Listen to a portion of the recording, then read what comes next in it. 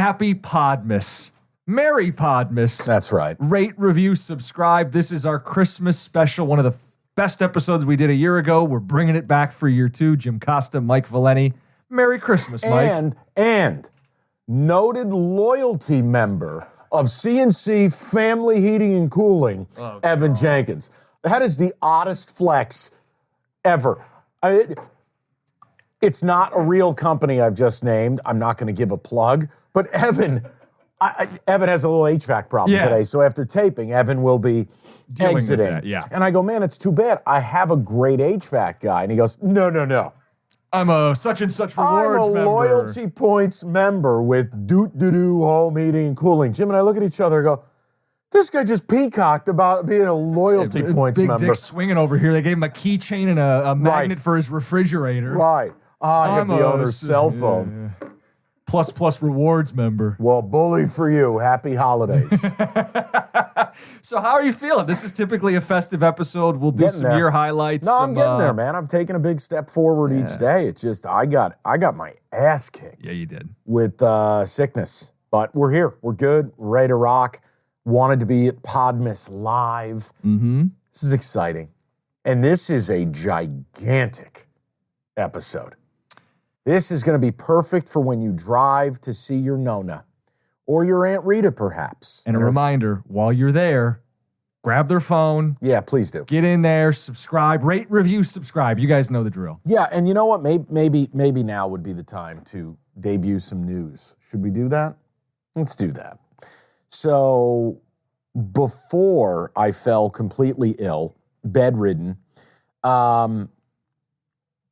your guys' support has kind of led to, it's led to what we've been gunning after, which is, look, we are already a very successful podcast, but we wanted a landmark partnership. We wanted something that is a real line in the sand and a flag in the ground.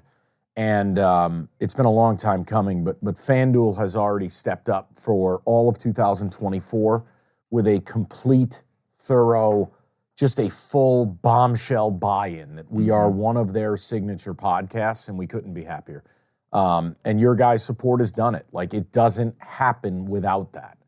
So the millions and millions of downloads and the emails, the rate, review, subscribe dance moves, the 5-star reviews, the 5 stars on Spotify, it all matters. So you guys rock. It helps us justify the time commitment, and it allows us to do more, including Cookies having a residency in Vegas for March Madness. I can't wait. This is going to be, the only downfall is Evan will not be in Vegas this year. You won't get to see Slot Machine Evan. It is, although Evan, I still think we should try to get you for 24 hours. Come on. He's got life stuff going. He's got good reasons. I know, and it's the drama. Probably wants to be out of the house. I'd love to see Evan in divorce court based on a Vegas 24 hours for the pod. But no. He flies in, then red eyes out. I'm out. But no, just tremendous by you guys. It's an unbelievable way to finish year 2 of the pod and kick off year 3. So killer job by you guys. And we're going to be emboldened to give you even more content. So rock on. Merry Christmas to that. Now, how do we begin delving into the Podmas? What we have on the agenda for people. Do you want to be the agenda leader? Oh, You're a bit of a politician. Why don't you go down your agenda? He didn't mean that in a complimentary way. I don't like the start we're off to. We're going to do year 2 highlights and airing of grievances. We've got some Christmas music. We've got some Christmas movies. And we've got food. The feast that you're famous for. And apparently my family's, quote, stepping it up this year. We'll get to that, too. I'm fascinated. I am. We also have presents. Do you want to do that at the beginning or the end? Yes, because I see the F7 delete strike through at the top. And all I typed was this. I got ambushed. And Evan got ambushed. Bullshit. And it's, yeah, well, I already got you guys gifts. I've showed up with gifts. I fall sick. I'm traveling. I die. I haven't had a chance to shop. I got bad news for you, and I hope my brother-in-law is not listening. I haven't even shopped for my niece and nephew yet. Michael. Okay? Jim? I don't know if you know this. Christmas didn't just sneak up. They didn't add it to the calendar 2 weeks ago. In my world, it has, okay? So the point I said was this has turned into a hostage situation. Now, I'm not going to read everything I wrote on the show sheet. It's tacky. But I'm homesick with no clue. We're doing gifts. Now I'm an awful partner. Check that. My gift. Okay, we're yeah, here's your gift. Huh? Hey. some of these. Hey. So here's what my question would be. And could Evan be the arbiter of justice? Yes, he can. There is a tab that has never been paid by Jim Costa.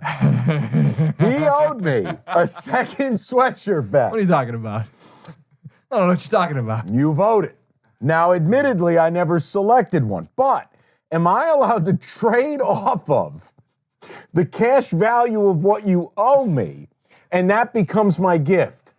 Is that I'm not ripping the money out of your pocket. Mike, I don't need a gift from you. But I want to give you a gift. I just want to give. I'm giving. Can I take you and your wife to dinner in the new year? Of course you can. can. I do something that has a real tangible thank you attached to it? To be clear, the bit, and we can get into it, of the envelope all season has already treated us to a couple dinners. And might I add, when you open the gift, helped fund that as well. So listen, don't feel bad about not coming in empty-handed. I miss those days. Yeah? Those days, the pre-wedding days. Thick. Pow, pow. And people, we never told you exactly how much was in there, but you knew. This wasn't a bag of Sour Patch Kids. There's some real money in there, and to this guy's credit, he just kept doubling down and rolling bones. And I'm glad it provided you with joy. It gave us content. Yep. And it gave you something tangible to be like, honey, look, I'm not a deadbeat scumbag. All those games I'm watching late at night that you're like, why the fuck do we need to watch? We always need to watch the game. Honey, have another Prosecco. It's on mic. So, all right, are we starting with the gifts? Actually, I think you should, and it'll all make sense. Evan, this should one's or for you. shouldn't? You should open it. Okay. Evan, this one is for you if you Now, I'd like to say this. Unbelievable. Will Do you see the look at wrapping this? paper? He did it again, Evan. We're all on there. We're all on here. All right, hold on. How do we... Evan, can you put this up to a camera? Put that up to a camera so people can see that. Mike, because you haven't finished wrapping your gifts, if you want, I have extra, and you can give your family some cash to ticket wrapping Yes. paper. You know what? Yes. There's little cartoon Evan, You know what? Mike. Matt, I'm keeping the painting. No, that's not a joke. Take that. No, If you look at it too, you'll see little Verns on there. This is incredible. Me as a meme is on there if you look closely. The Jim Costa wrapping paper. You know what I like is this? What? The little cartoon me. I don't have any gray hair. And I appreciate that. A little bit on the sides. You know what? Can we leave it alone? You know the worst feeling in the world before I open this? Yeah. So I got a haircut before I got sick. Mm-hmm. And it was one of the most depressing things in the world is when they put the black tarp over you and he begins my guy cuts my hair. Oh no. And you look down and you're like, Oh no. it's not snowing in here. Oh no. And you're like, wow, man, it's really here. And I refuse to do the Just for Men thing. Yeah. I just refuse. I don't know. There's no shame in the little subtlety. You could do it. You could slow gray. You want me to slow play a Just for Men? Wait, don't come in like slick jet black hair. Here's how Comes in blonde. I come in and I look like Zach Morris. Oh no. Here's what I would do. Yeah. I think if I did the Just for Men thing, we would have to do it on the pod. Yeah. Like I would have to have Evan like applying it to my skull. That'd be great. I don't know, like I mean, don't be like Ryan Day and have the shoe polish. Yeah, no. Jim comes in and he's got a thing of skull and he's like, He looks like Carlos Boozer. Oh man. the that? Bijin. They call that stuff Bijin. Painting my skull. All right. The wrapping paper's elite. You need to tell me off air where you create this. Yeah, I can help you out. Because boy, I already have visions of you in a piece of Parmesan cheese for next Christmas. This is exciting. All right, here we go. Be careful too, they are fragile. Fragile. Fragile, as the Italians say. Yeah. Fancy. Must be Italian. All right, hold on. Opening the gift. Hold on. And I know for the audio medium, this isn't ideal. So If you take too long, Evan will edit it down. Yeah, no, that's fair. This is tremendous. All right. Ravioli? Oh, no. Rita doesn't even exist. She's not even Rita. Now, that would have been smart if I had... Wow, it is just for... It is the fragile. It comes with the netting. Oh, this is absolutely... Are you serious, people? This is one of the coolest things I've ever seen. So if you're not... Evan, you'll have to show these to the camera. We'll post stuff on social, If you're just listening, these are custom cartoon versions of us on rocks glasses. First of all, the Evan one is utterly... The Evan one's amazing. What's the fourth one? So it's a Cash the Ticket logo. Yes. It is a Jim Costa, and I love the fact you have had facial hair long enough that now you're willing to cement this onto a glass, which means you're keeping it. Keeping it, yeah. The me one, I have to tell you, It's nice. I don't look that bad. This is true. These are awesome. Yeah. So what we need, we're going to need to celebrate in the new year with these. These are kick-ass. Wow. Some brandy for the occasion if you'd like to pour some Brandy? glasses. What are we, 75 years old? It's a little holiday edition. It's like an apple brandy. Are we doing this now? Yeah, we could have drinks on the pod, right? We did last year. Okay, it's going to be great. I'm interviewing MSU's head coach later. All right, we can get to it. If you would pass me a glass, we'll get this going. Yes, let's, hold on. I have to take some of the straw out of here. You're good. This is exciting. Hold on. All right. Do you want to drink out of your glass? Or I feel like that's kind of egotistical, but... Well, then definitely you're drinking out of it. I mean, your ego supports it. Look at Give me the most handsome glass in there. You do look good. These are phenomenal. It's got Cash the Ticket Jim, etched in these the are other really side. cool. You know what? I'm going to toast Evan Jenkins. I'll have a little one. Oh! I'm drinking out of the Evan one. It's just tremendous. His hat cocked up in the sky. Go ahead. Give me some of the Holy Sacrament. I don't care. Let's get involved. You know what's great? There's no FCC for a podcast. Cheers, boys. Yeah. And cheers to you guys, the listeners. Just tremendous. Azalud. Merry Christmas, everybody. And cheers to Evan Jenkins, who is the spine of this program, the backbone of this, the amount of work that this guy does. Oh, it smells lovely. And now that I have nostrils. I think she's good. Let's get it. Let's start with year 2 highlights. Oh, let's do it. Who's excited? I'm pumped. I am. This is the highlight of my day. Fuck my afternoon show. This is great. I'm going home after I've this. been up since 4 a.m. This is what I've been looking forward to. So let's get after it. Yeah, so year 2 highlights. I have at the very beginning, we welcomed a new member to the show. Vern. Here he is. Hold on. Whoops. Merry Christmas. I'm turning that off. Vern the Value Cactus. It was a big addition. Yes. And although we programmed Vern a couple of times to say some uncouth things, Yeah. the value thing is a thing. Not only is it the mug I've created for you, the stickers, but people. I had a guy yesterday. Did you hear this call? No. We're talking Lions season tickets. And they raised the prices. And I told people, like, you want to own that nice car? Don't complain about what the insurance costs. You know, you want to buy that big house? You don't get to complain about the property taxes. Your team's winning, they're going to charge you.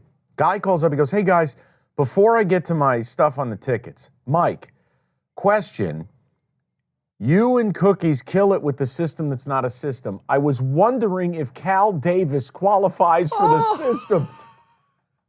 My co-host decided, he's like, I'm out. I set this topic up completely wrong. And I said, listen, it's not a play. Here's why. But we have people calling the real radio show. He goes, I comb the card every night, love betting it. I want to make sure I'm doing this right. Mike, I'm looking at Miak Hoops. What do we think? So yes, the value thing is a thing. And Vern is a part of it. And if you've seen, it's actually a popular Christmas gift. Like parents for their kids, these little talking cactus things. Really? You see them on like TikTok and stuff. Really? Yes. We were ahead of the curve. In fact, I would claim that we helped put Vern in more homes in America. More Vern, America's winning. What else we got on here? I have me becoming a meme. This is the opening weekend of college football, Spartan Stadium. This is before we found out Michigan State head coach Mel Tucker, before we found out he was a jerk-off. Literally and figuratively. Jim talk so much shit. Big CMU guy, CMU MSU, opening night. And I had a get-together. Just to kick off the season, weather's nice, and, cook some good food, and we're watching the game. And I did not bother Jim at all. I don't do that. All of a sudden, holy shit, it's cookies. My buddy Travis, friend of 25 years. We look up at the screen, and it's Jim, hand to face, just looking like he just wants to jump off the Verrazano Bridge. And all of a sudden, Jim's phone blows up. You know who I was sitting next to? Your Rico. wife. Well, and Rico. And I was avoiding that. Who I still think set me up for this moment. The longer it's gone on, the more I believe he knew someone in the production truck at FS1 because it stayed on you for a while. Well, Mike, this is what they do. You find the sad fan after the touchdown, but Rico's like, oh, I know who the saddest fan's about to be. You were surrender, Cobra. Yeah. That was tough. And you're right, it wasn't 1 second in the cutaway. It was like No. 6 seconds. And you know the 10 worst seconds. part? Your wife tried to save you. Mm-hmm. She wanted to leave. She said multiple times, and I'm like, but I got points and one more drive, and I can still cover. Signs you married a gambler. Honey, I think it's time to leave, but I have the points. Chase Close Bauer quote. might come in, and Right. things might, okay. I do. God, there are guys, you would have to tell us, with your, I'll tell you what, as a Christmas gift, leave a 5-star review on Apple and would you be interested in merch? Because the amount of sayings and things we could put on stickers, cups, and t-shirts alone, it's unbelievable. Carry on. The next thing I had, I think this is semi-chronological, the Opus weekend. Was that the same weekend as the wedding for you? That was the wedding opus, and it was the birth of the marital quad box. Where you took weddings by storm, revolutionized them. Yes. I had the iPad balanced against the breadbasket at the head table while the speeches were going on. There's nothing wrong with it. Washington and Oregon was on. What did you want me to do? Then after the speeches and we you have the breakout and all the idiots are dancing, we had 4 screens at the table. We had everything. We had it all covered. We had a huge weekend, 13-2 combined on the college day, hit a huge parlay. It was beautiful. It was. We started hot this year. Yeah, big time. Yeah. Big turnaround in college, that's for sure. Uh-oh. The next one is big uh-oh. I labeled it too much Chinese food.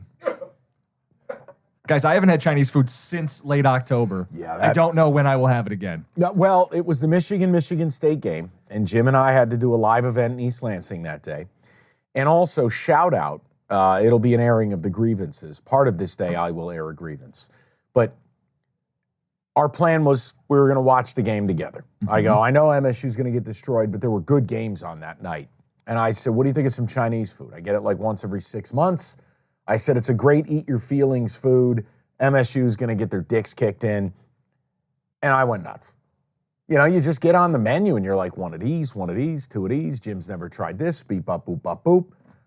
Well, I said, Jim, there's one rule. You're taking the leftovers. Like, you get this out of my home. Like, we're not leaving this here. And my wife was out of town that weekend too, so it was like, oh, here you go, Jim. You don't have to cook. How many days in a row did you eat Chinese food? I think I had it like 6 of 7 meals. You got to understand. Evan. So we got these little desks in front of us. I think there was more food that can fit on this desk in the box leveled 2 to 3 layers up that I took into my house at the end of the night. Yeah. And Evan, it was from the spot you and I talked about. I'm not going to give a free shout out. They are very generous with their portions. Yeah. And fun fact, I haven't had it since either. It's once every 6 months for me. It's honestly, and again, like I do miss the fact I don't go home to New York anymore for Christmas. I miss my hometown Chinese food. I get it once a year now. When I go home to Saratoga. Dude, Chinese food out here doesn't register. You were saying East Coast more Chinese food, West Coast more Thai food. Yes, to me. We have elite Thai food in Detroit. I like the Thai food scene here, yeah. Chinese food here is about a C-. Yeah. That, you know what? Let me ask you a question. What would the odds be? I'm giving advanced planning here. Yeah. What would the odds be for me to get the 2 of you and we do while I'm out there, I'll set the whole thing up. All you got to do is show up. I'll have a place for you to stay. I'll have everything taken care of. I'll have dinner reservations. I'll have our area at the track, everything. Live pod, Saratoga. Jim turns into a rail bird.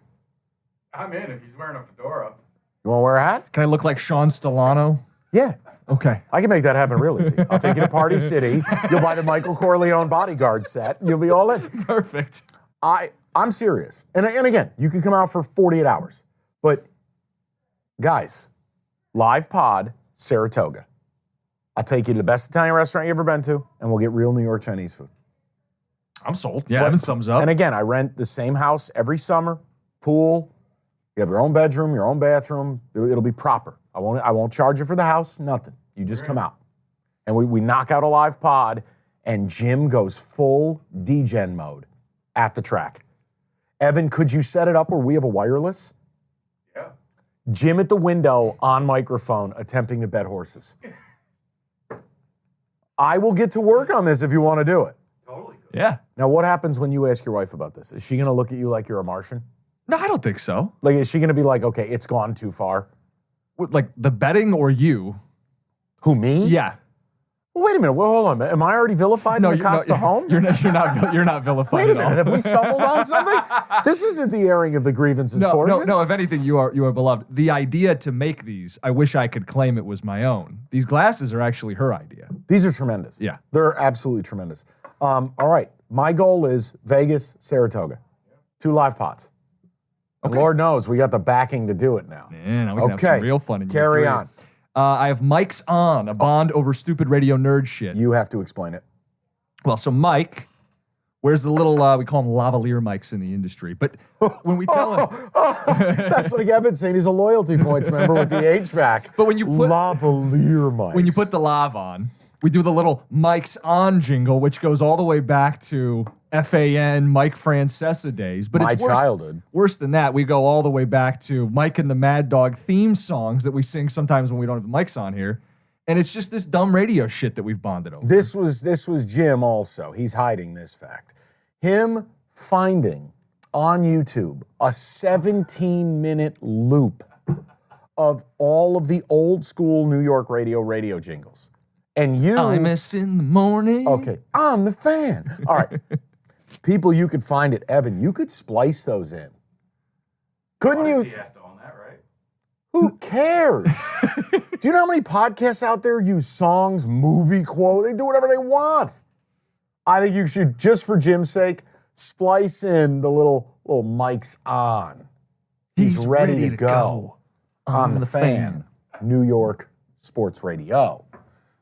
They'll get to the sports as best as they can. All right, let's just keep it moving. But what made it so great is you have a reason. You grew up with it. Yeah, no, It's you're part just of your, insane. I'm just an insane person. Correct. But it's a little bonding moment we had. I got the playthrough envelope we already touched on. What about the F7 alt strike through thingy? This was one of my favorite moments of the fall.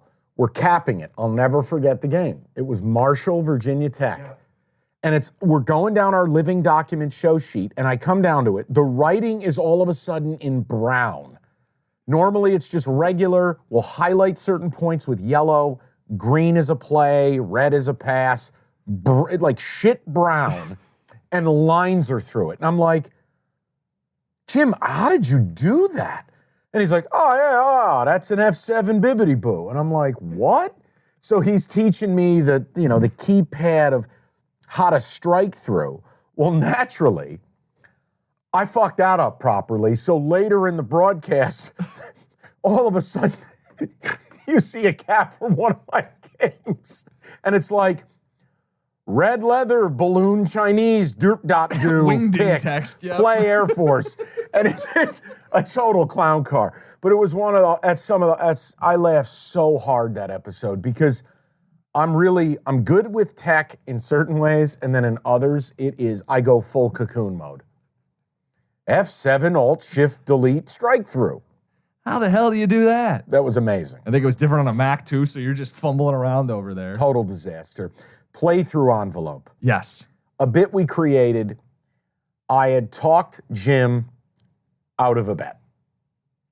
And then the next week, Jim didn't want to join me on something I felt strong about. You know which what it was? Oregon over Colorado. Yes. Who could forget? And I said, you know what, Jim? Here's what we're going to do, buddy.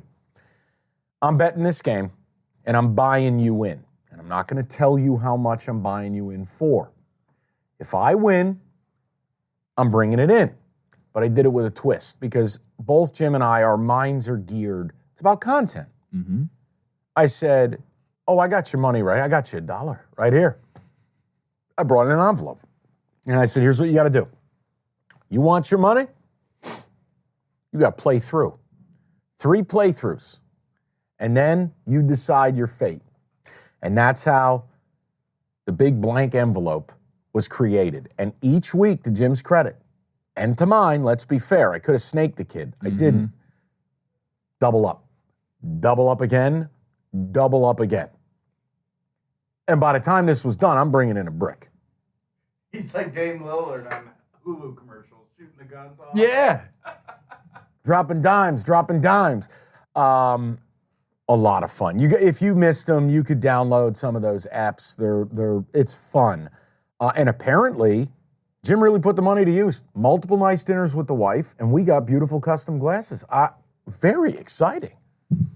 That was also the start of the Bully Corner era of the podcast. My proudest moment. Which was a profitable exercise. And by the way, even if you didn't profit on it because you didn't follow along, it's still a life lesson. Get out of your comfort zone. That's bet right. the stuff that maybe you're not as comfortable, but you should find a way to bet it. And you bullied me into not 1, not 2, but feels like a dozen or more good plays over the course And they were of the good. season. I wasn't doing it just to be mean-spirited. bust your balls. But like, I got out of my comfort zone with totals on a lot of the Bully Corner stuff, the friendship total. But yeah, those were fun. I loved burying Dion, Colorado before the public caught up. Yep. That was a magical time. You were all over it. We both were.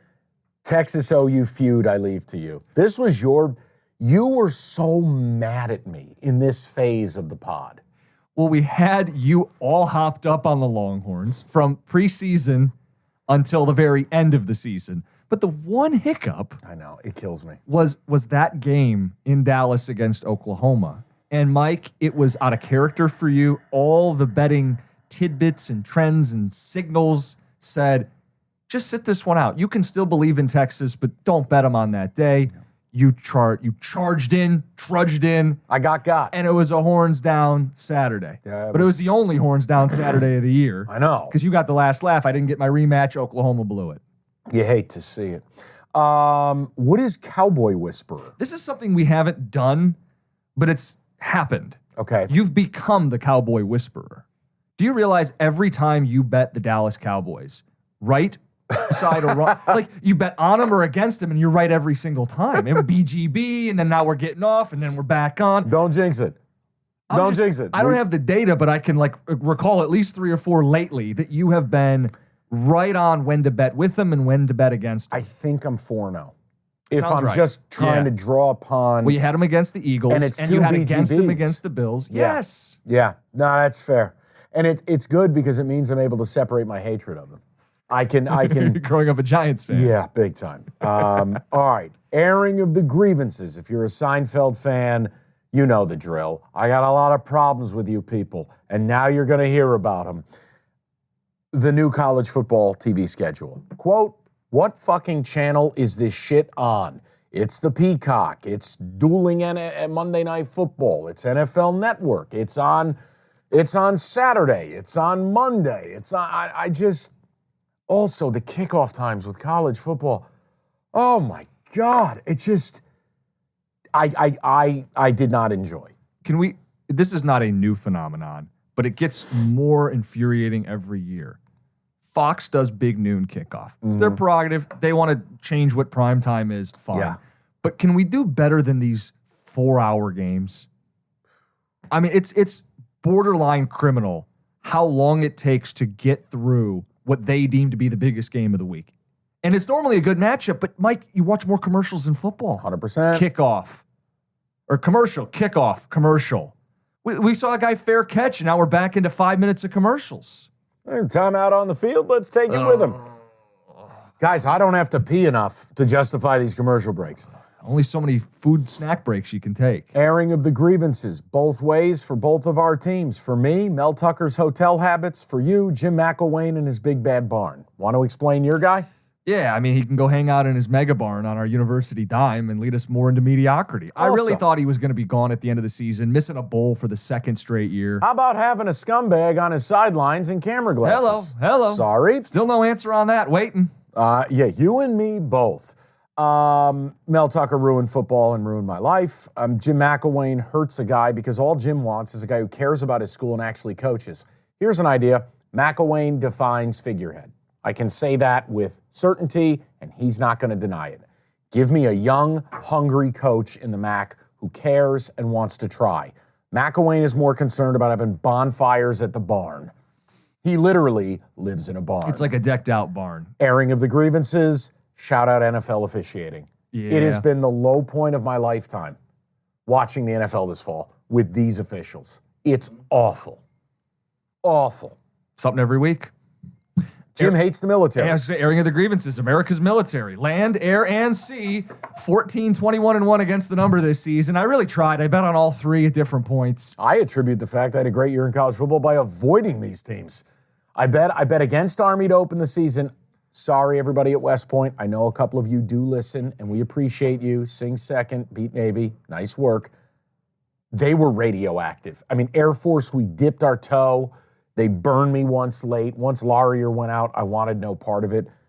But Jim's anti-military stance, in a football sense, was really a big bit. Like, I opened the year betting Navy in Dublin against Notre Dame. Oops. Ended the regular season betting Navy against Army.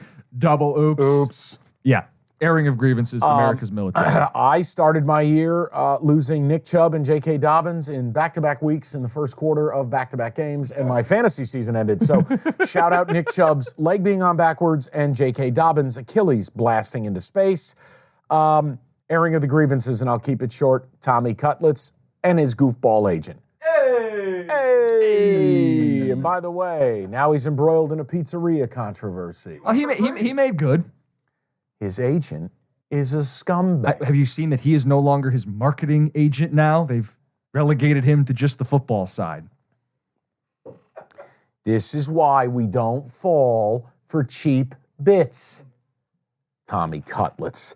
Airing of the grievances, at least for me, Gus Johnson. Yeah. A man who used to be the best announcer in the game has become a complete parody. Whether it's hugging Michigan players on the sideline, whether it is coining nicknames that don't exist, such as Maserati. No, his name's Marvin Harrison. What about the Don? For a backup running back with a 3.7 yards per carry? Blake the Great. Right. I actually have gone 180 on Gus Johnson from the times of him calling college hoops. Legendary. To now, he's an absolute parody. Making fun of Jimmy Jackson for Ohio State losing to Michigan. Hear that? I heard it. I chose not to dignify it. Oh, I just had to say it. You know what I wanted Gus Johnson to do? I wanted Gus Johnson to wrap his hands, because NBA hands are oversized. Mm-hmm. They're like a big gulp. I wanted Jimmy Jackson to wrap his hands around Gus Johnson's throat and squeeze for roughly 18 to 21 seconds and choke the life out of him live on TV. That's what in my world, like if it was an MTV celebrity death match, I wanted Jimmy Jackson to just choke him and put him down. But Mike, it's not even like the now cringy Gusisms. Early in the year especially, the dude was just missing stuff. Yeah, he's not prepared. Like Klatt, the Nebraska game, he's telling him just the only thing you can't do is stay in bounds. And then the guy goes out of bounds and he goes, like, they just were not on the same page. And it was because Gus wasn't paying attention. You're not prepared. Here's the other thing I don't like, and I know Jim disagrees with me. I'm old school. Play-by-play guy should never have an opinion. Color guy is the one who delivers the hammer. Oh, Gus is out here shredding Jeff Sims. Yet, when he's doing these Big Ten games, oh, he don't say a thing. Listen, as someone who bet on Sims that day, he was speaking what I was speaking, and I didn't mind it as much. Right. All right? Basically, Jim, what do you call it, a GFB? Yeah, a little in the Jim ear. was on the earpiece going, shred this motherfucker. Get his ass out of the game. The last thing, it was the worst beat of my year, and it's how the year started, and it was 0-1 on the BGB beginning. Tyler Shuck, Texas Tech, meaningless pick six with 10 seconds to go. the worst beat of my season. It was a BGB too, wasn't Yeah. it? I just will never forgive or forget a guy whose name is spelled slow, but it's pronounced Shuck, which rhymes with suck. And fuck. Perfect. Don't know if you want to put those two together. We're probably talking about two different things. We were. Okay. That's the airing of the grievances. Oh, no, it's not. No, there's a couple Airing more. of the And grievances. these apparently a little more personal on Oh, here. hold on a minute now. Wait a minute. Airing of the grievances. Jim's car and battery charging. So, hold on. Now, Jim was kind enough to drive to East Lansing for our live remote. I didn't realize that Jim's car gave you about 30 miles before you had to charge the battery. Now, it wasn't just that we had to pull over on our way up and our way back. We go on the way up, and Jim's like, oh, no. They don't have the special plugs for my car. I go, well, what are all these? He goes, well, those are the slow chargers. I go, well, how slow could it be? We just, what do you need? He goes, well, we'll sit here for 15 minutes. Mind you, we're watching Penn State and Ohio State on a cell phone. We sit there for 15 minutes. Do you know what the charger did for us? It got us like 4 miles. Yeah. I warned him. They were not worth our time. Then we're driving back, and he goes, Mike, I got bad news. I go, what? Now, we're driving home, and we want to get home. To the food and to the and game. to Michigan State, whatever. We got to charge. And we pull over. I mean, if you know anything about East Lansing to Detroit, it is some of the most desolate, depressing, dark. We pull over. We got to charge again. And I'm like, how do you live this way? How often do you charge that little thing? So I just have it at home. It's actually more convenient. I can this charge is at a home. huge flex. I have a plug in. No, you have to if you're going to get an EV. And I never charge. I don't have to stop anywhere ever because I don't make drives So that far. I hit the loser lottery. Yeah. you Okay. Now we've got a self-nomination of the airing of the grievances. So I wrote self-nominated airing of the grievances when your co-host goes to the DR during Thanksgiving like a selfish prick. My bad. Put you guys in a hole for a few days while I'm sipping daiquiris. You know what, though? That I'm gonna self-nominate myself. No, but you got a free trip out of it. Yeah. And we made our way. We picked up the slack. And look, there's going to be, I have bad news for you. January 1, my PTO resets. So there will be some time.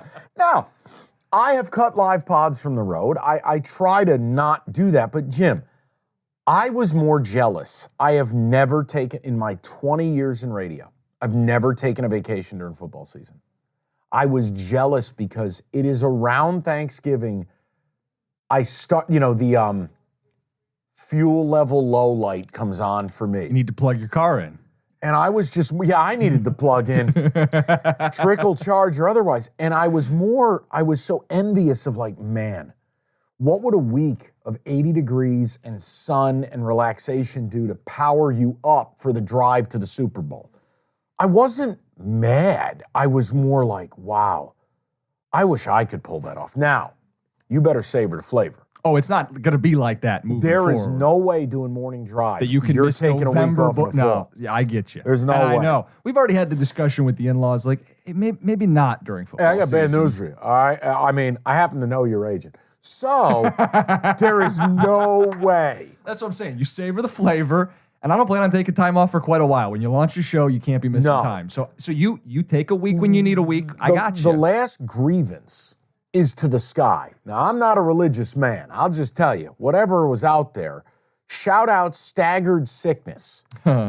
Jim almost barfing in the pod studio, running out. And Evan and I looked at each other and go, he either hates our guts or had to shit his pants. One of the two. We find out later in the day, he almost threw up in here. Jim gets sick, goes down for the count. So we take care of some things. We do the bold things separate, tough. What happens like literally 4 days after? Now, I did not get the vomits or the poops. It was all head and chest congestion, coughing, no nostril usage, bad. But staggered sickness when you're trying to run a pod and radio shows, not optimal. And here's the thing. I did something I never do. So I had to fly to New York last Wednesday. I had meetings and then obviously my Friday duties for the Boomer Show and then this pod. and my afternoon show, I talked to my co-host, and even Evan's like, dude, you sound like Dick. Yeah, go home. Go where? Go where? To the prison cell called a hotel? So Rest your vocals. Don't do another show. So Rico, my co-host, five-star zone if you like Big Ten football and basketball, he goes, I'm calling Powers, our PD. So Jimmy calls me. He goes, what the hell is wrong with you? He goes, Mike, like, what are you trying to prove? Like, just take the afternoon. I said, Jimmy, I'm going to do you one better. I go, I'm calling Delta. I got to get the fuck out of here. Because I felt myself going downhill. Mm-hmm. Now, I don't know if people are going to be angry at me going, oh my God. You flew sick on a plane. I'm like, guess what? I couldn't stay in New York in a continuum. Yeah. I was supposed to fly the next day. Yeah. Jim, if I didn't get home last Friday, dude, by Saturday morning, no way could I have boarded a flight Saturday morning. You would have been marooned. I came home. Yeah. I was done. Worked from home the last 2 days, and then, now I'm back today. Dude, I got my ass kicked. I have not been that sick in a long, long time. Got destroyed, so shout out Staggered Sickness. The final grievance that we air today. All right, you want to get into food. Oh, the Christmas feasts? Because before we do food, real quick, Christmas, maybe people don't realize this about you. Yes. You're a big Christmas guy. Huge. And I think because on like the exterior, they're like, oh, he's kind of a dick. You love the holidays, the sentimentality, the family. You did a great episode last year talking about those drives back home to New York when you were getting started in your radio I never career. realized you listened to that. I did. It's touching stuff. Thank you. Yeah. I don't know if that's serious or not. No, but I I'll don't take mean it. that smarmy. I know that's kind of the default. Yeah, well, it's funny too, is in radio, like I always laugh about it, is I think one of my biggest misgivings is, yes, I'm a private person, and I don't like what society's become where everybody feels a need to share everything. But I think one of the costs of being private is people don't get a chance to know you beyond what you give them. Mm-hmm. But yeah, like I love Christmas. I love my family dearly. And I am incredibly happy off the air. Like I don't go home and argue with my wife about Troy Weaver and Pistons trades. I have passions. You're a passionate person. Yeah, I have passions in this world that don't reside in sports. And as an Italian, now I can't speak for other cultures. I know being Italian, Christmas, specifically Christmas Eve, is the Super Bowl. There is no other holiday that charts or compares. So yeah, like also for me, Christmas represented I'm trying to think now, up until 2017, Christmas represented one of the 2 times I got to see my family. Like, it's just how life works when you live far away from home. So I would go home in August, Saratoga, and try to spend a week. And then football's here. You don't go home for Thanksgiving. It's not possible. You're in the most important ratings book. Yep. And I admit it, like I'm dedicated to my craft. This is my life's work, and I've built my life around my job. But Christmas represented, as we got older, it was a chance, like my parents had my baby sister when I was, let me think about this, 96. So I was 16 when they had my baby sister. It's a big gap. 2 years later, I left for college.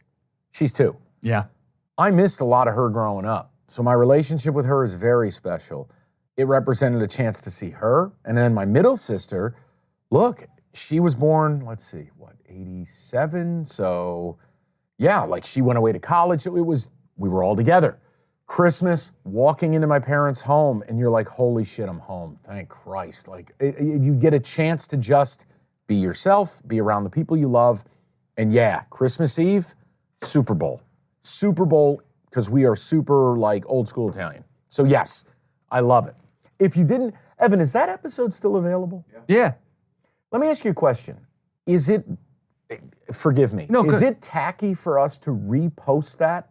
No. And just label it like something like revisit. Just so people know. Just so people can find it easily. But it's evergreen. I mean, it's not going to feel out just of date. a way, I don't know, a way for people to get to know me better, but Yeah. understand like what it all means and why you do this shit. I don't want to stress you out. Is that good? Let's repost that. Perfect. So what do you want to do? The feasts? You want to do Christmas music, Christmas movies, or Let's start Christmas with food? Why don't we start with the food? Let's do it. But I want you to go first. I want to switch this up because all you wrote was, Jim's family, quote, stepping it up this year. No reheated pizza.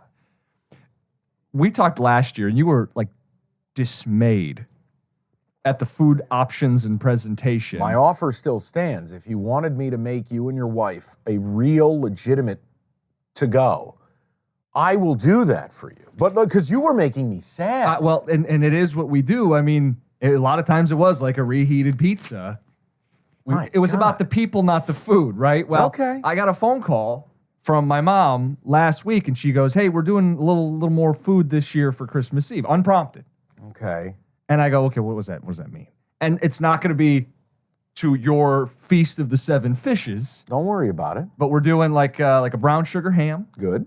We're doing some cheesy potatoes. That's very Midwestern. Very Midwest. My mom does like a mastacholi that we're going to do with the homemade sauce. She's going to do like the whole dish. Not the mastacholi. Yeah.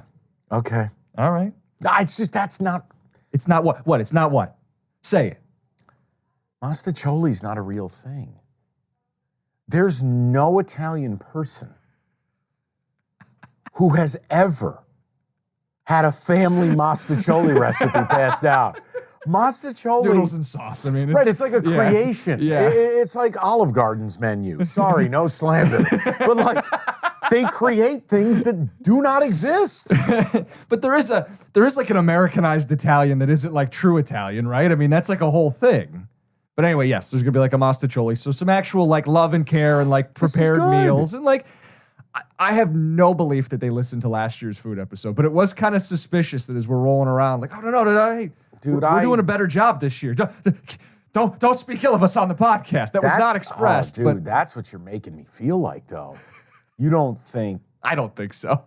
Would your brother have narked you? No, I don't think so. Does your brother know that this exists? I don't know if my brother knows what day it is half the time. I love that man. Yeah, just He's so cut you, from the Evan Jenkins cloth. Yeah, just so you know, Jim and his brother couldn't be more different. Jim's brother is a professional bong maker. Glass blower who makes bongs. Right, Yeah. he makes bongs.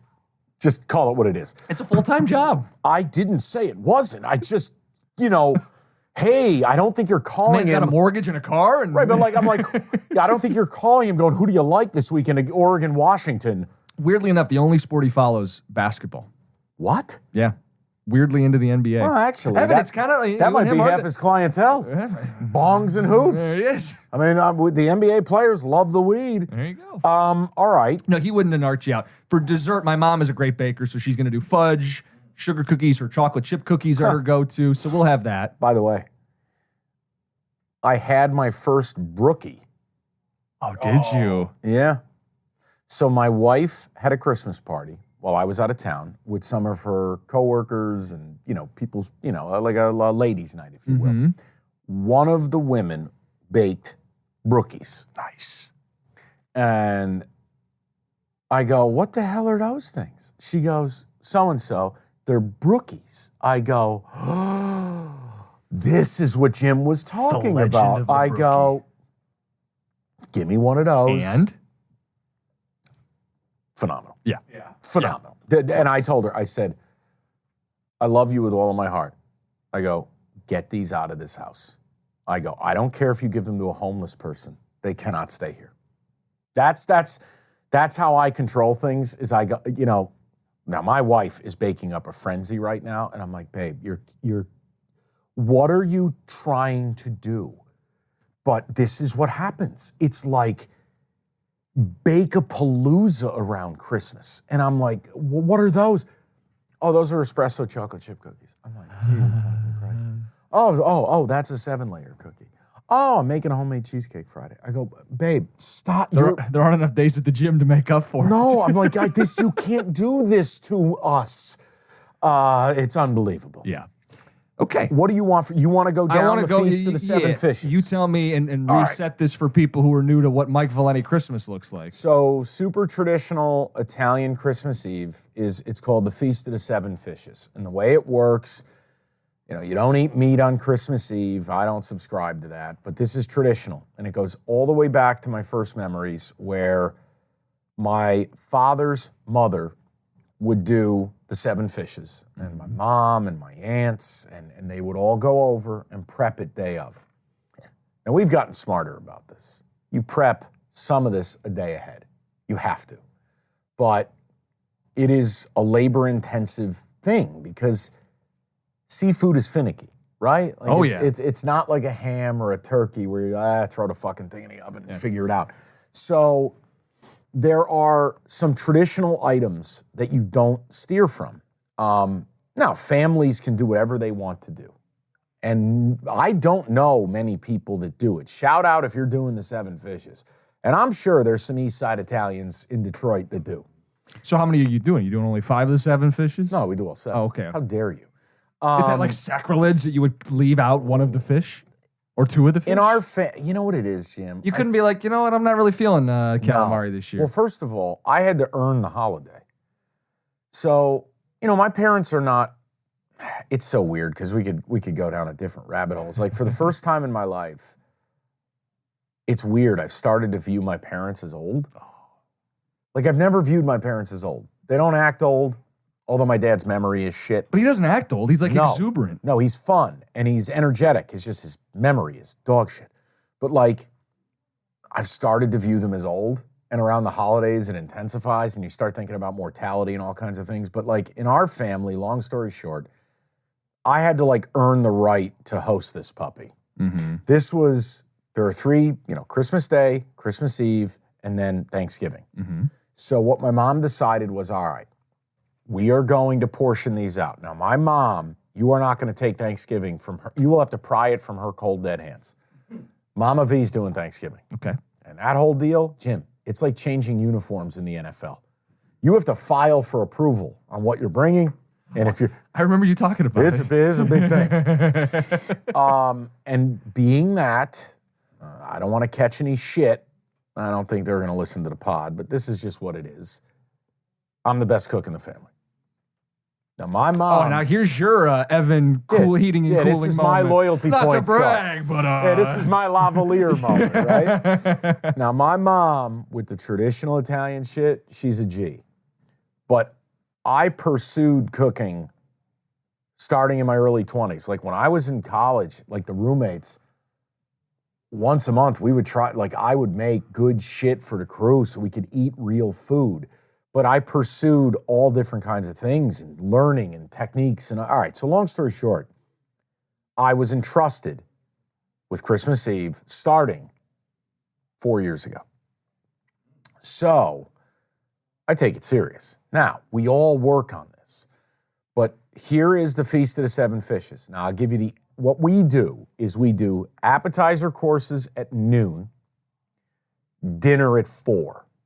So you're allowed to graze. You're allowed to watch the football. I have a cigar set up outside where I've got the fireplace. I got a nice, believe it or not, a buddy of mine. It sounds stupid, but he bought me a Christmas present a couple of years ago.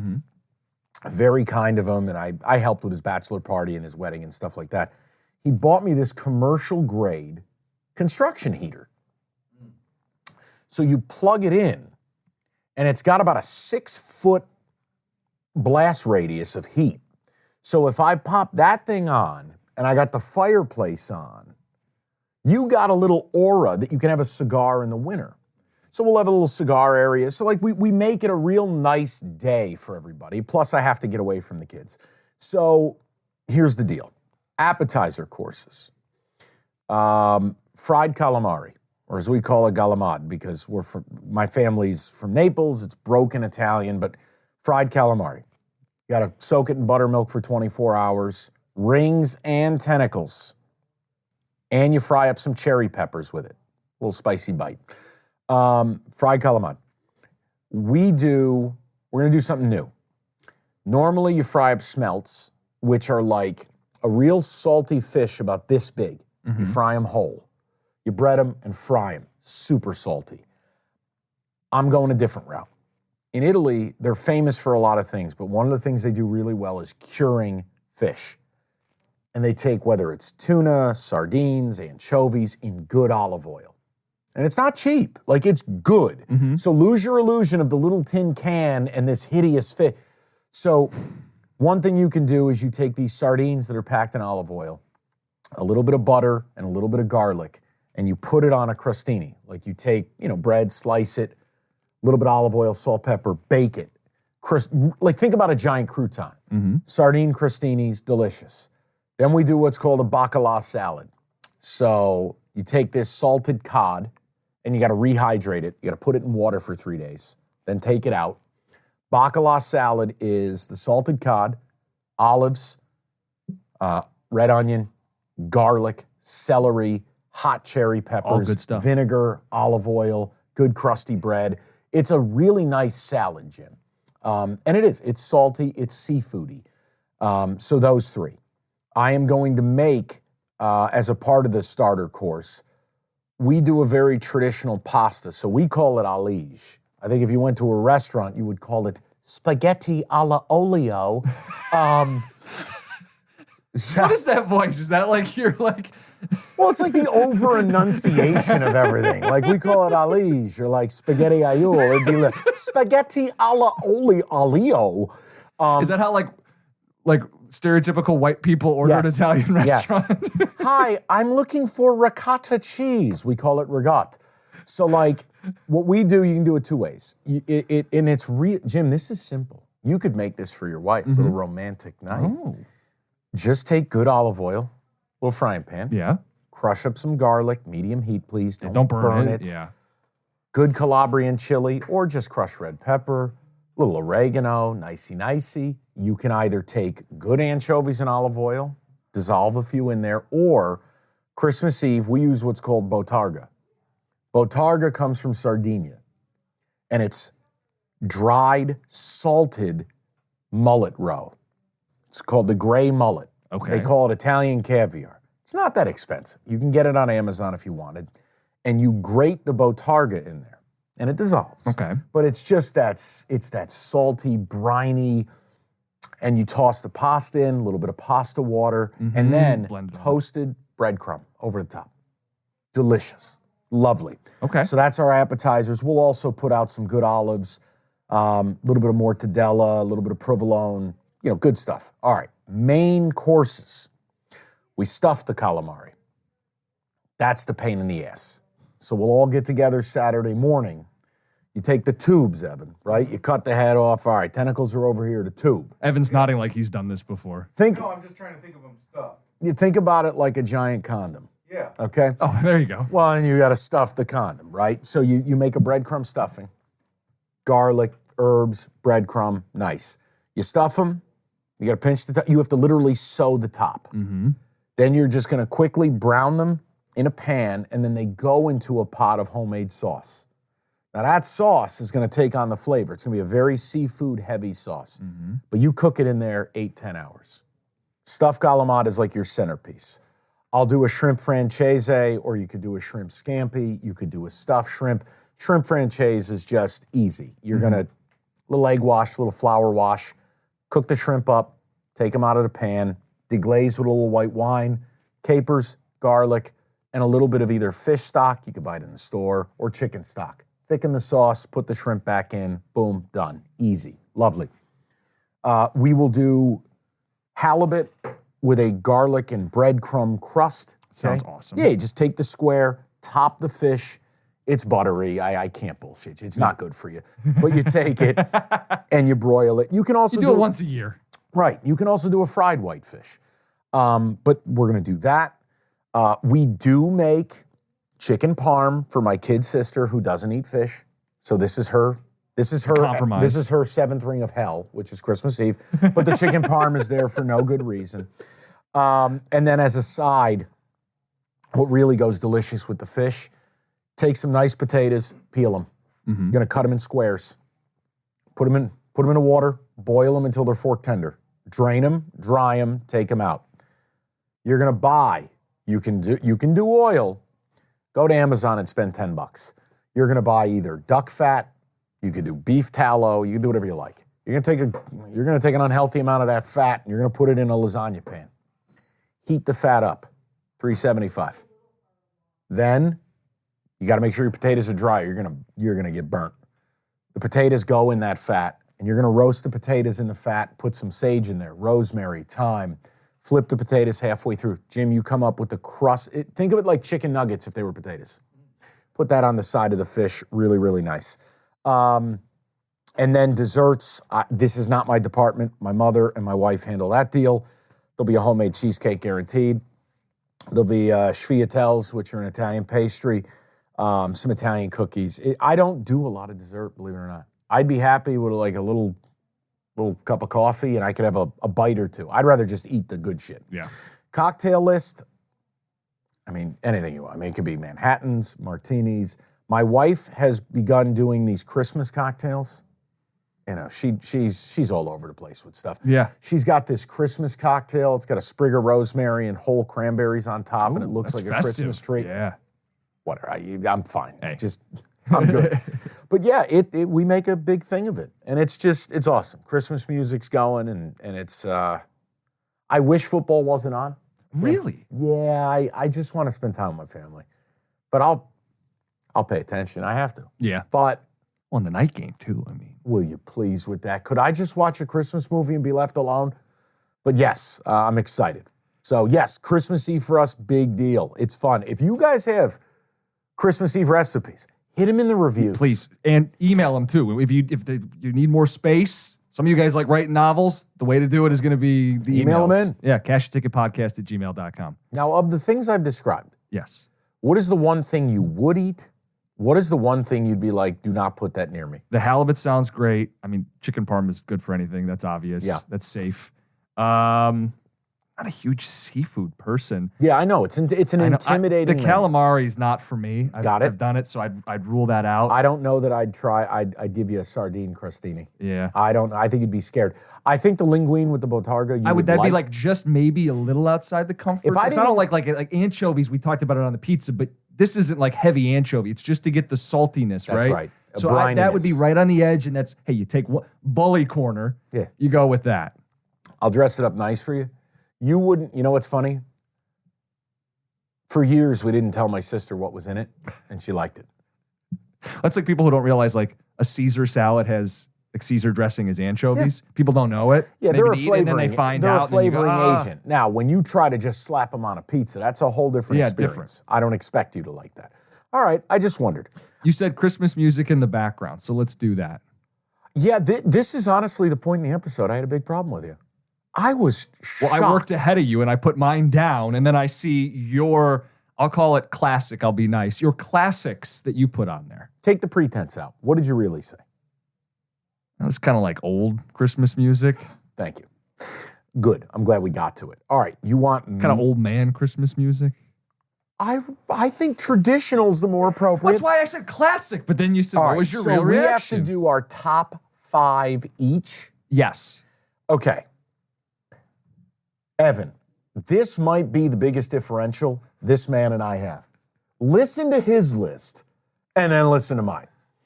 You go first.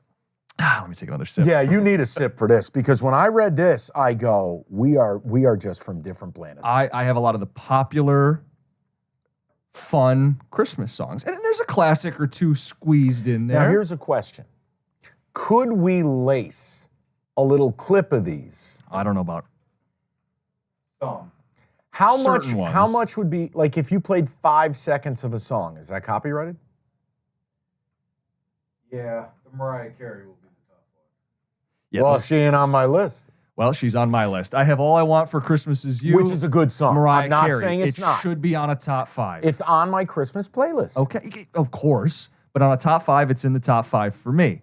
I also have, and this is where I really drew your ire, got some Wham in there. Good Last Christ. Christmas. I mean, this You're bobbing your head. Everybody's feeling good when Wham! Last Christmas comes on. Last Christmas, I gave you my heart. click.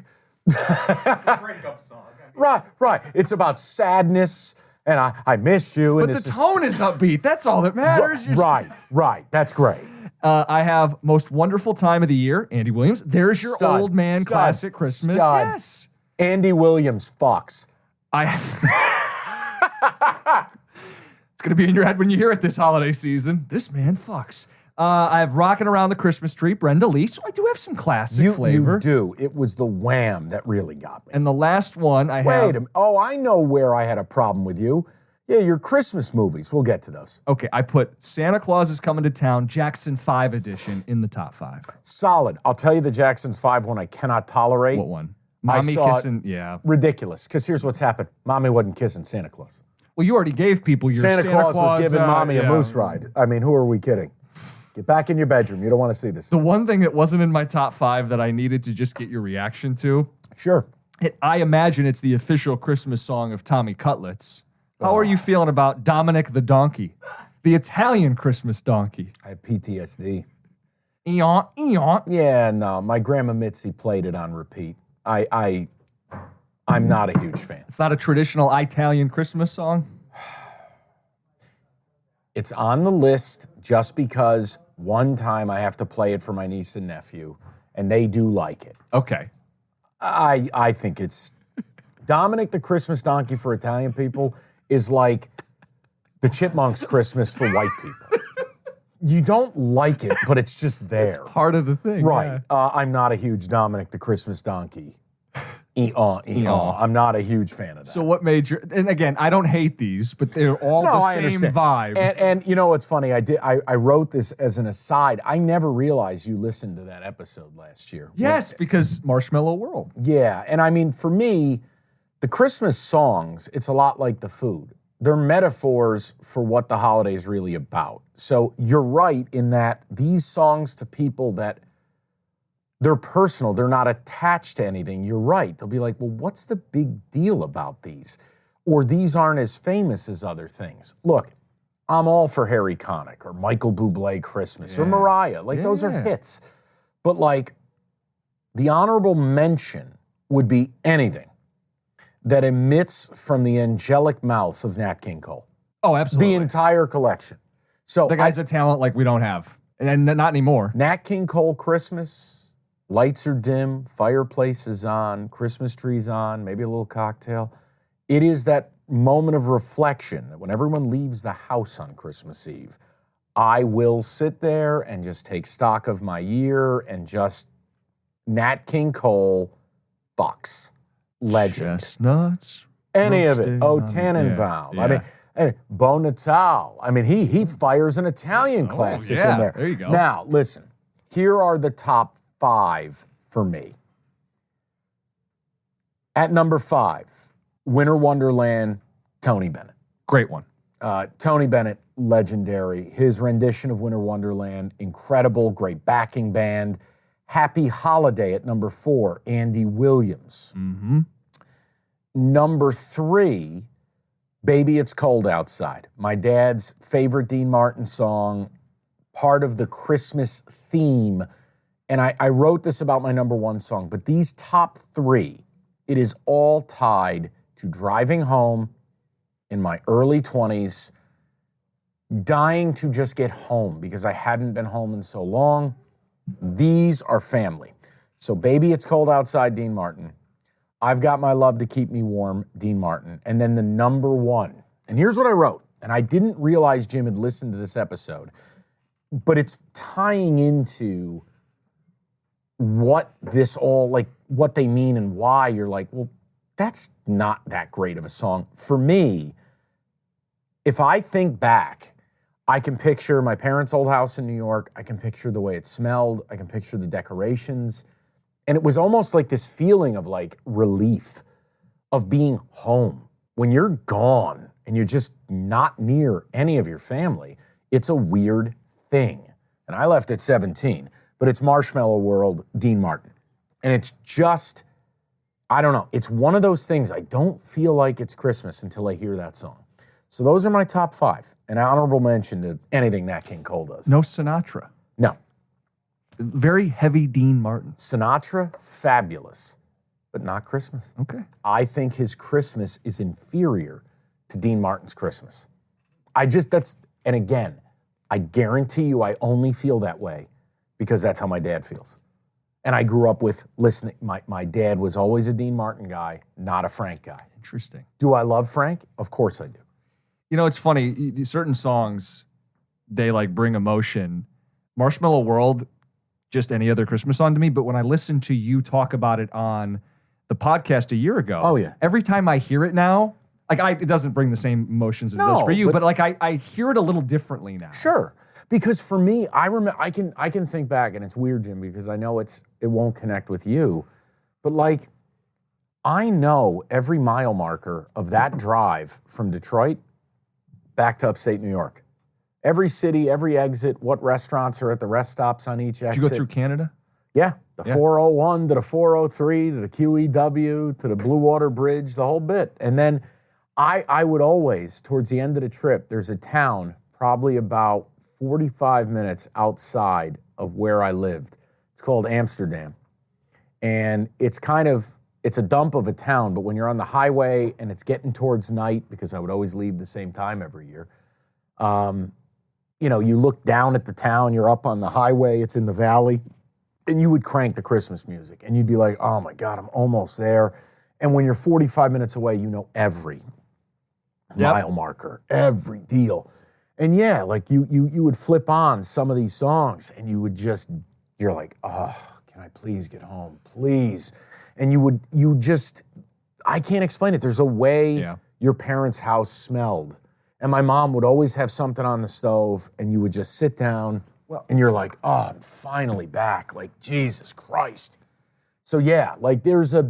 Well, and it takes you back to, because you don't do Christmas Eve that way anymore. Like for me, it's always been my grandpa's house Christmas Eve. Yes. Now, and he's in his 90s, and I hope we get as many more. Holy shit. And I hope we get as many as we can. But How's his health? remarkably good. I mean, the guy's had like heart attacks and strokes, but like he's with it. This is like his day, Christmas Eve.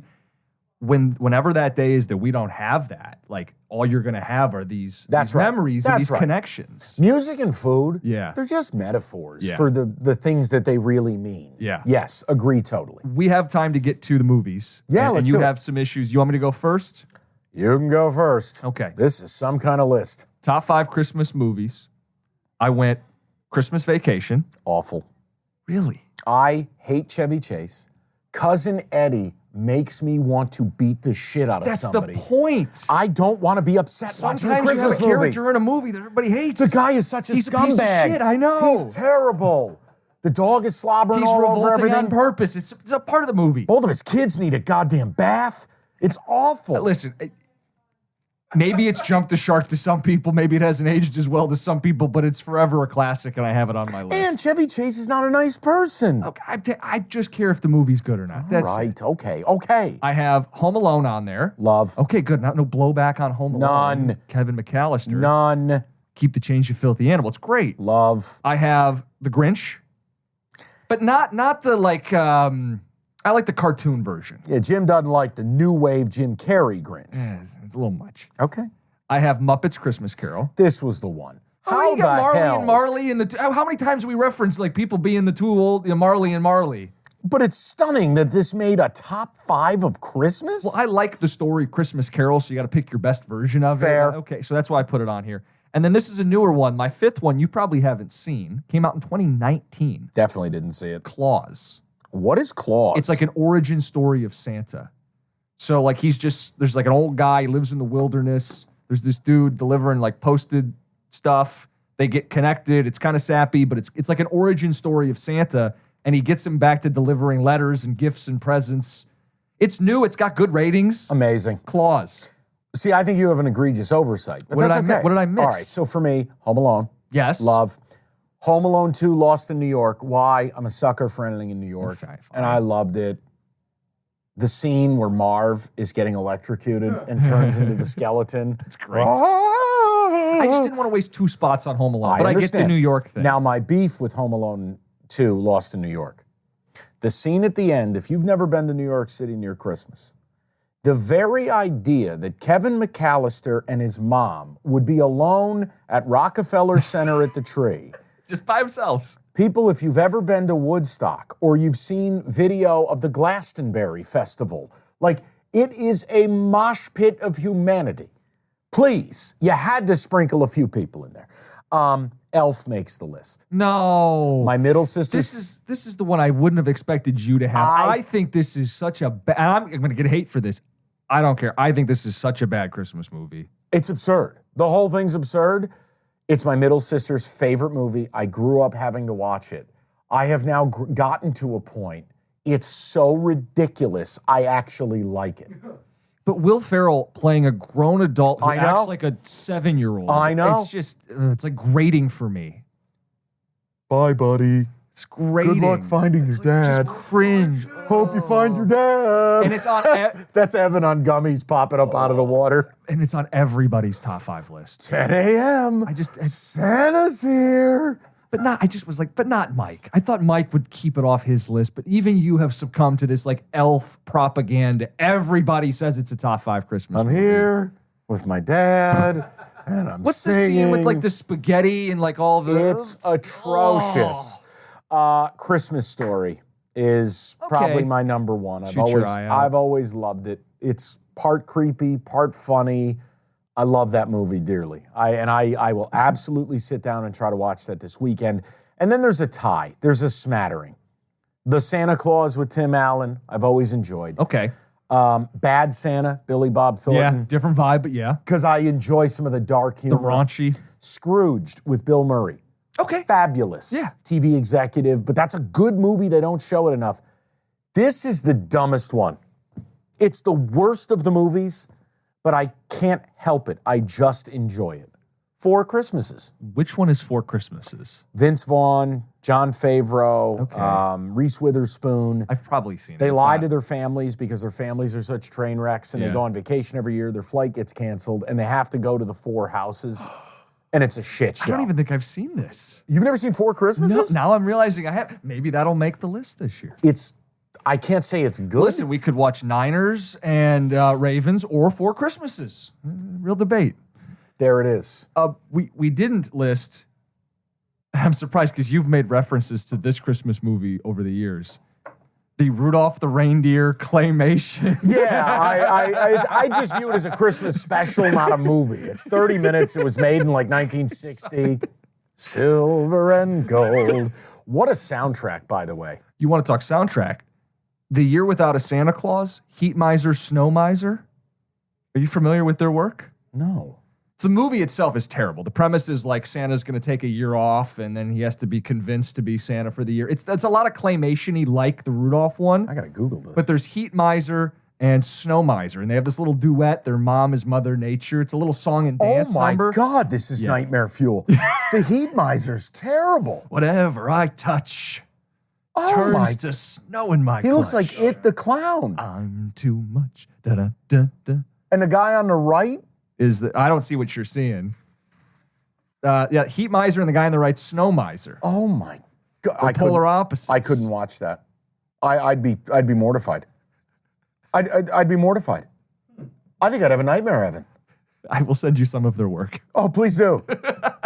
And that's it for Christmas movies, unless you want to bring up anything else. No, I'm good. I think we've provided a ton of content. This is one of my favorite episodes of the year. Well, then cheers again to the listeners. Yeah, and, cheers, guys. Have a happy holiday. Try to enjoy it. Put up with your family best you can. And we are going to rock on. I'm off the day after Christmas, but I'll be here for Tailgate Tuesday, ready to rock. We'll recap everything. We will absolutely continue with System That's Not a System, the NFL. You know March Madness is coming. It is my intent to get Jim to Vegas. I'm going to speak to management about that. And away we go. Anything else? Evan, Jim? No. Send us out. Let me know how the wrapping paper goes over when you use it, because people are gonna be, what the fuck is this? What is this garbage? Yes. So I want the reviews. Okay. But yes, rate, review, subscribe, emails, cashtheticketpodcast@gmail.com. NFL episodes, if you haven't clicked them, they should already be on your feed. Busy weekend, extended NFL weekend. Check them out. We'll be all over it.